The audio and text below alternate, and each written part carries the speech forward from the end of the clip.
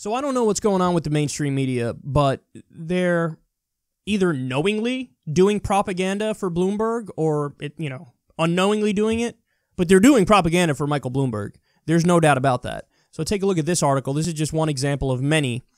Bloomberg proposes increased minimum wage to aid badly broken economy. Now, I'm a proponent of an increased minimum wage, so great. I'm happy that he's taking this position. But is he really taking this position? Listen, again, there were 1,000 articles written like this, and they reported this as if just very matter-of-factly. This is what Bloomberg supports. What they don't tell you is this.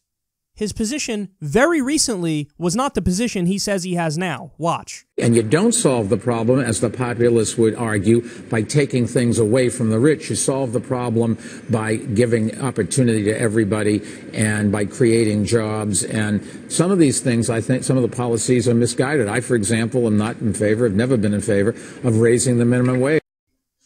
I don't know why I cut off a little bit there. Lee Fong tweeted that out. He's from The Intercept. He says he's not in favor of raising the minimum wage. That was super recent. Super recent. Now, we're supposed to just take his word. Oh, yeah, no, I support raising the minimum wage. By the way, he didn't marry this with a mea culpa or anything. Not that that would necessarily make me believe him, but it would be more believable if he first owned up to being wrong about it all these years and then said, okay, now I've changed my mind and I do believe in a minimum wage increase. Again, I still wouldn't believe him, but it would make it more like you're not trying to hide your past on it. The article that I just showed you, there wasn't a single mention that up until very recently, he was against a minimum wage increase. Again, they're just reporting it as a matter of fact. Like, oh yeah, he supports a minimum wage increase. Maybe you want to go into his record, you want to go into his history. By the way, if you think that's it, you could say, oh, Kyle, well, come on, man. That's just one thing. That's just one comment that he made at one point in time. When he was mayor of New York City, he vetoed a minimum wage increase. He vetoed a minimum wage increase. So here you have a guy with a history of opposing it, vetoed a minimum wage increase, publicly argued against a minimum wage increase, and now he says he's for it, and the media uncritically reports that, yeah, he's for it. At the very least, it's incumbent upon these media organizations to include his history in the articles.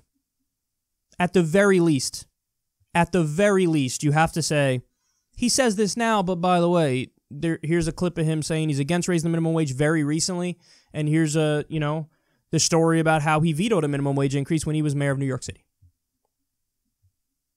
They didn't do that. That's journalistic malpractice. And it's really sad that you have to come to a loudmouth YouTuber like myself to get the truth on this. Because, I'm only one person. How is it that my fact-checking is better than the entire media apparatus? Really pathetic. I hope there are at least some articles out there that point out him saying this along with, by the way, his record shows the opposite. But I don't know.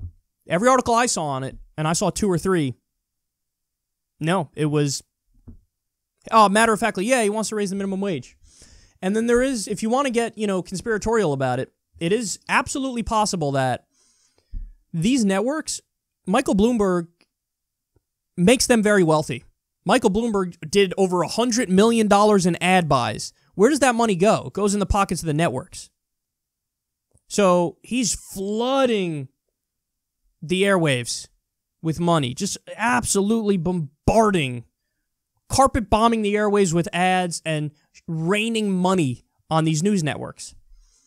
So are they incentivized to maybe treat him with kid gloves and to take him seriously? One could definitely argue that. One could argue that a lot of these, so-called journalists also realize Bloomberg is a potential future employer for me because Bloomberg News is in the business. So maybe if I'm not too hard on him, maybe if I leave my current job, I'll be able to get a job at Bloomberg News. I just want to be clear that all this stuff that I'm saying now is the theoretical portion of my commentary. But I think that dynamic should be pointed out because you do have all these conflicts of interest and you do have, a media that has largely treated him too kindly. He bought his 5% in the polls that he has right now. He bought it. And you don't hear people flat saying that. And they're doing a disservice to the people because that is what that is. When you're a billionaire, you hop in this late, you skip the first contest, and you carpet bomb the airways with $100 million or more in ad buys, you're buying that support. At the very least, they could fact check him and be honest about his record, and they're not doing that.